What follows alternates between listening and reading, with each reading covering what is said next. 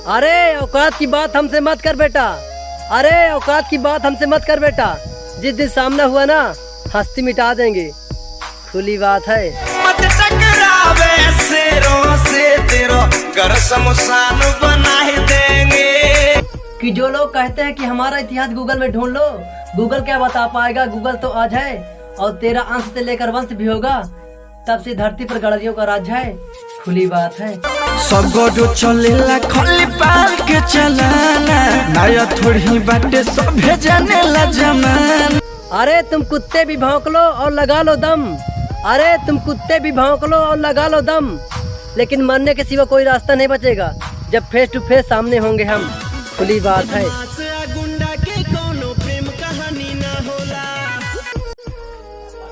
कि अरे दुनिया होगी फैन शाहरुख सलमान खान की, गड़री के बालक हैं, राजमाता देवी अहिल्या देवी की फैन हैं, खुली बात है। माता अहिल्या बाई वंश हमारा। अरे गुंडागर्दी हम नहीं जानते, अरे गुंडागर्दी हम नहीं जानते।